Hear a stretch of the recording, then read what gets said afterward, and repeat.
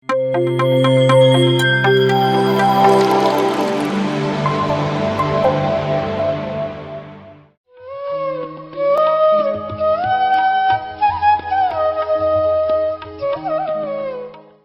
ಹೋ ಪತ್ರಿಜಿ.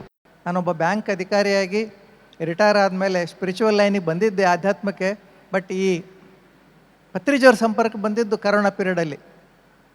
ನೇರವಾಗೂ ಅಲ್ಲ, ಯೂಟ್ಯೂಬಲ್ಲಿ ಲಿಂಕ್ ಆಗಿಬಿಡ್ತು. ಅದೊಂದು ವಿಸ್ಮಯಕಾರಿ ಅಲೌಕಿಕ ಅನುಬಂಧ ಇತ್ತು ಕಾಣ್ತದೆ. ಅವ್ರ ಜೊತೆ ಸಂಬಂಧ ಬಂತು, ಸ್ವರ್ಣಮಾಲಮ್ಮನ ಜೊತೆನೂ ಸಂಬಂಧ ಬಂತು. ಆಮೇಲೆ ನನಗೆ ಅರಿವಿಲ್ದೇ ಒಂದೊಂದೇ ಕೋರ್ಸ್ಗಳನ್ನು ಅಟೆಂಡ್ ಮಾಡ್ತಾ ಹೋದೆ. ಸಾಯಿ ಕೃಪಾಸಾಗರ್ ಅವ್ರದ್ದು ಬೇಸಿಕ್ ಇಂಗ್ಲೀಷ್ ಕೋರ್ಸ್ 21 ಡೇಸ್ ಮಾಡಿದೆ. ಆ ಮಾಡಿದಾಗ 18ನೇ ದಿನ ಪತ್ರಿಜಿಯವರು ಆಕಸ್ಮಿಕವಾಗಿ ಅಲ್ಲಿ ರಿವ್ಯೂ ತೊಗೋತಾರೆ. ಪತ್ರಿಜಿಯವರು ಏನೇನು ಕಲ್ತಿದ್ದೀರಿ ನೀವು ಅಂತೇಳಿ ರಿವ್ಯೂ ತೊಗೋತಾರೆ. ಆವಾಗ ನಾನು ಎಷ್ಟು ಎಕ್ಸೈಟ್ ಆಗಿದ್ದೆ ಅಂತ ಹೇಳಿದರೆ, ಅವ್ರನ್ನ ನೋಡಿ ಮಾತಾಡಲಿಕ್ಕೆ ಅವ್ರ ಧ್ವನಿಯಲ್ಲಿರುವಂಥ ಮಾಧುರ್ಯತೆ, ಅವರ ಒಂದು ನಮ್ಮ ಧ್ಯಾನಿಗಳ ಮೇಲಿರುವಂಥ ಪ್ರೀತಿ, ಅನನ್ಯ ಕಾಳಜಿ, ವಾತ್ಸಲ್ಯ ನನ್ನನ್ನು ಮೋಹಿತನಾಗಿ ಮಾಡಿಬಿಟ್ಟಿದ್ದು. ಆನಂದ ಭಾಷೆಗಳು ಉರಿತಾ ಇದ್ದು. ಅವ್ರನ್ನ ಬಾ ಅಂತ ಬಾಗಲಕೋಟೆಗೆ ನಾನು ಇನ್ವೈಟ್ ಮಾಡಿದೆ.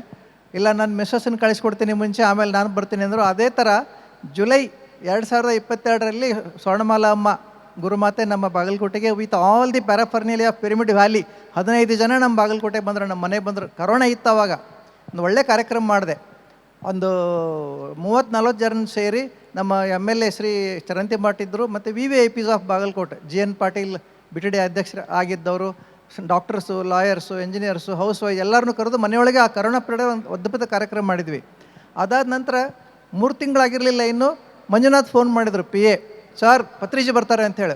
ನಾನು ಸಂತೋಷ ಹೇಳ್ತಿರೋದು, ಭಾಳ ಖುಷಿಪಟ್ಟೆ. ಅದು ಇನ್ನೂ ಕರೋನಾ ಡೀಪ್ ಆಗಿತ್ತು. ಬಟ್ ಏನು ಸಂಕಲ್ಪ, ವಿಶ್ವಶಕ್ತಿ, ಭಗವಂತನ ಕೃಪೆ, ಪತ್ರಿಜಿಯವರ ಕೃಪೆ, ಧ್ಯಾನಿಗಳ ಕೃಪೆ, ಬಾಗಲಕೋಟೆಯಲ್ಲಿ ಆ ಸಮಯದಲ್ಲಿ ಪ್ರಪ್ರಥಮ ಬಾರಿಗೆ ನ ಭೂತೋ ನ ಭವಿಷ್ಯತೆ ಆಯಿತು. ನ ಭವಿಷ್ಯತೆ ಯಾಕಂತ ಹೇಳಿದರೆ ಪತ್ರಿಜಿಯವರಿಗೆ ಭೌತಿಕವಾಗಿ ಇಲ್ಲ. ಬಾಗಲಕೋಟೆ ಆಗಮಿಸಿದರವರು ನಿರ್ಭಯಾನಂದ ಸರಸ್ವತಿ ಸ್ವಾಮೀಜಿ ಮತ್ತು MLA, DC, ನಮ್ಮ SP ಅನೇಕ ಗಣ್ಯರನ್ನು DDP ಅವ್ರು ಮೊದಲು ಮಾಡಿ ನಾನು ಕರೆದೆ. ಆ ಕರೋನಾ ಸಮಯದಲ್ಲಿ ಕಾರ್ಯಕ್ರಮ ಮಾಡಬೇಕಾದ್ರೆ ಆಶ್ಚರ್ಯ ಅಂತ ಹೇಳಿದರೆ ಎಲ್ಲರಿಂದೂ ಸಪೋರ್ಟ್ ಸಿಕ್ತು. DC ಮೊದಲೆಲ್ಲ ರಾಗ ಹೇಳಿದ್ರು, ಏನಪ್ಪ ನನ್ನ ಮನೆ ಕರಿತಾ ಇದ್ದಾರಲ್ಲ ನೀವು ಅಂಥೇಳಿ. ಬಟ್ ಅದ್ಭುತ ಕಾರ್ಯಕ್ರಮ ಮಾಡಿದ್ವಿ. ಒಂದು ಆ ಪೀರಿಯಡಲ್ಲಿ ಶಿವಾನುಭವ ಚರಂತಿ ಮಠದಲ್ಲಿ 500-600 ಜನ ಸೇರಿದ್ರು. ಅದ್ಭುತ ಕಾರ್ಯಕ್ರಮ ಆಯಿತು. ಅಲ್ಲಿಂದ ಈಚೆಗೆ ನಾವು ಹೊರಳಿ ನೋಡಿದ್ದೇ ಇಲ್ಲ. ಹೊರಗಡೆ ಹೋಗಿ ಧ್ಯಾನ ಹೇಳಬೇಕು, ಆಧ್ಯಾತ್ಮ ವಿಚಾರವನ್ನು ತಿಳಿಸ್ಬೇಕು ಅನ್ನುವಂಥದ್ದು ನನಗೆ ಗೊತ್ತಿರಲಿಲ್ಲ.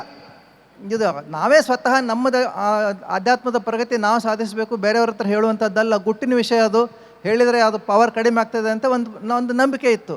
ಆ ರೀತಿ ನನ್ನ ಪಾಡಿಗೆ ನಾನು ಸ್ವಾಧ್ಯಾಯ ಮಾಡ್ತಾ ಇರೋನು, ಸಾಧನೆ ಮಾಡ್ತಾ ಇರೋನು.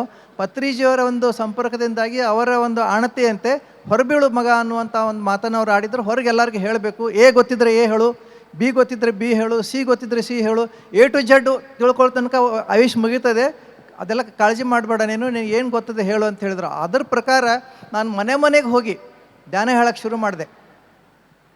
ಮನೆಗೆ ಹೋಗಿ ಧ್ಯಾನ ಹೇಳಕ್ಕೆ ಶುರು ಮಾಡಿದಾಗ VVIPsಗಳಿಗೆ ಹೇಳಿದೆ ಮೊದಲು. ಅವ್ರು ಪ್ರಭಾವಿತರಾದರು, ನನಗೆ ಎಲ್ಲ ಬೆಂಗಾವಲನ್ನು ನೀಡಿದರು.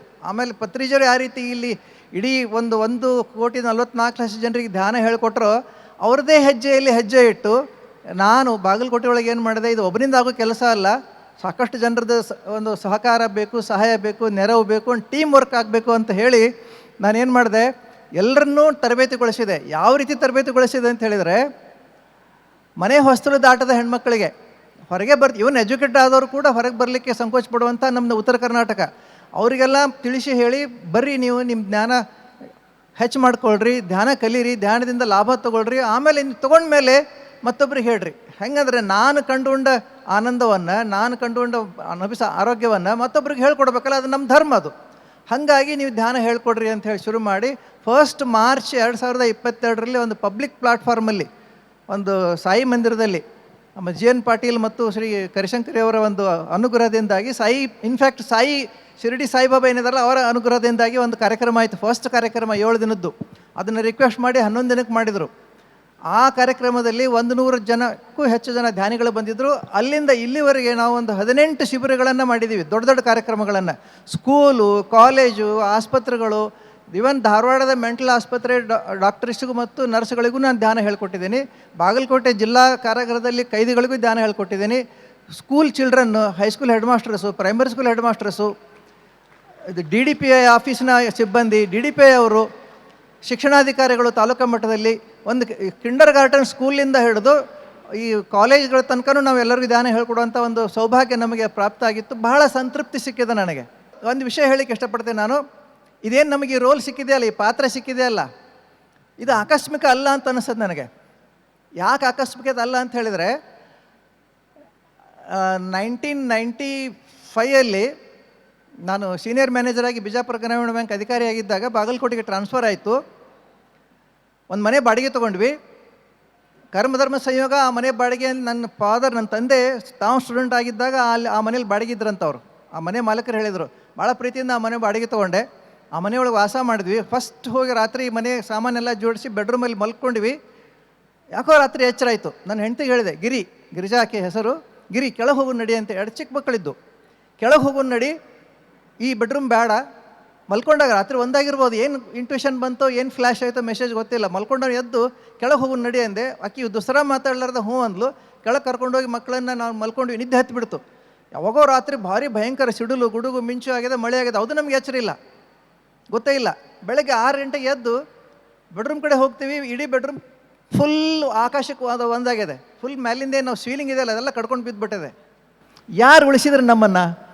ಭಗವಂತನಿಗೋ, ನನ್ನ ಗತಿಸಿದ ತಾಯಿ ತಂದೆಗಳಿಗೋ, ಗುರಿ ಹಿರಿಯರು ಯಾರ್ಯಾರನ್ನೆಲ್ಲ ನೆನೆಸಲಿ ನಾನು. ನನ್ನ ಜೀವ ಕಾಪಾಡಿದ್ರೆ ದೇವರು, ಈ ಪಾತ್ರಕ್ಕೆ ಕಡಿಮೆ ಮಾಡಿದ್ರು ನನ್ನ. PMC ಕನ್ನಡ ಚಾನೆಲ್ ಅನ್ನು ಲೈಕ್ ಮಾಡಿ, ಶೇರ್ ಮಾಡಿ, ಸಬ್ಸ್ಕ್ರೈಬ್ ಮಾಡಿ ಮತ್ತು ಮಾಡಿಸಿ. ಎಲ್ಲರಿಗೂ ಧನ್ಯವಾದಗಳು.